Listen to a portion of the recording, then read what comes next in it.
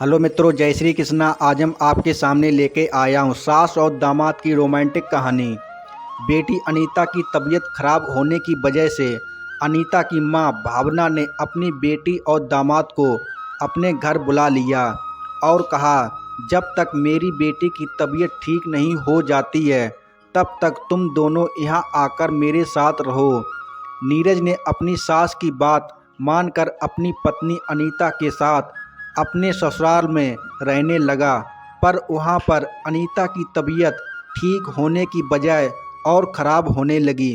अनीता की तबीयत खराब देखकर वह सोफे पर बैठकर अपनी पत्नी के बारे में सोच रहा था कि तभी नीरज की सास आई और बोली, क्या हुआ दामाद नीरज जी, तुम उदास क्यों बैठे हो? नीरज ने कहा, कुछ नहीं, बस ऐसे ही बैठकर अनीता की तबीयत के बारे में सोच रहा था।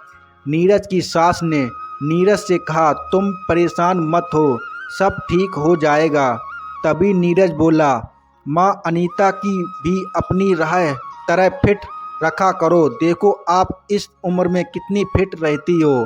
आपको देखकर कोई भी नहीं कह सकता कि आप अनीता की माँ हो, बल्कि सब यही कहेंगे कि आप बड़ी बहन। को पता है, जब मैंने आपको पहली बार देखा था तो मैंने भी यही सोचा था कि आप अनीता की बहन होगी, पर जब अनीता ने बताया कि आप उनकी माँ हो तो मैं देखकर हैरान रह गया कि इस उम्र में आप इतनी सुंदर और फिट हो। और आप अब अनीता को देख लो, शादी के 7 महीने बाद ही वह बीमार हो गई है और चिड़चिड़ी सी रहने लगी है।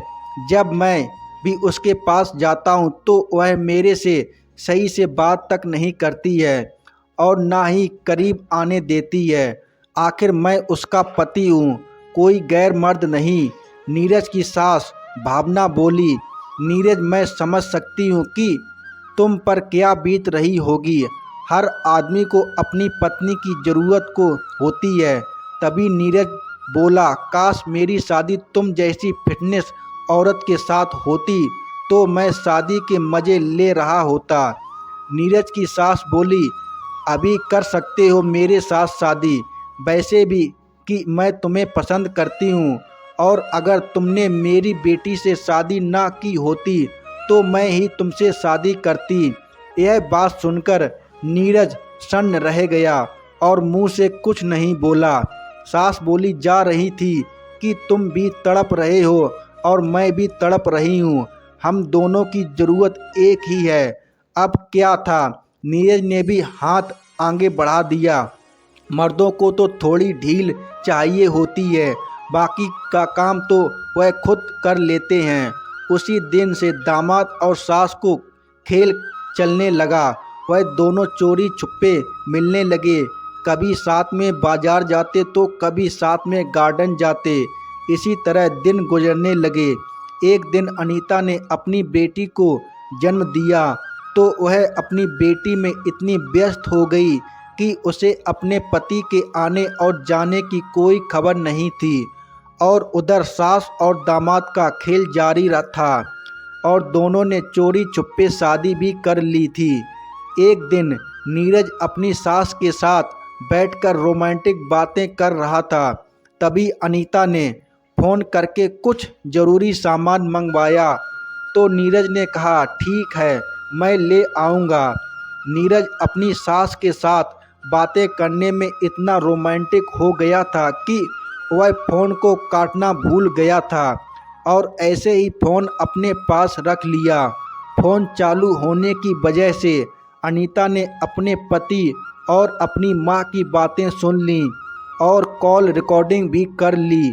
उसका पति नीरज कह रहा था कि आपके बिना रहा नहीं जाता है, और उसकी माँ भी यही कह रही थी कि तुम कब अनीता को हमारी शादी के बारे में बताओगे। नीरज ने कहा, मैं बहुत जल्दी बता दूंगा। यह बातें सुनकर अनीता तुरंत अपनी माँ के कमरे में आई और बोली, तुम दोनों की यह हरकतें कब से चल रही हैं? तुम दोनों ने चोरी छुपे शादी कर ली, हमें पता भी नहीं चला। नीरज कहने लगा, क्या बकवास कर रही हो, हम सास और दामाद हैं, तुम्हें ऐसा कहने में शर्म नहीं आती। तभी अनीता ने कॉल रिकॉर्डिंग सुना दी और दोनों के होश उड़ गए। उसके बाद अनीता ने पुलिस को बुलाकर उन दोनों को पकड़ा दिया।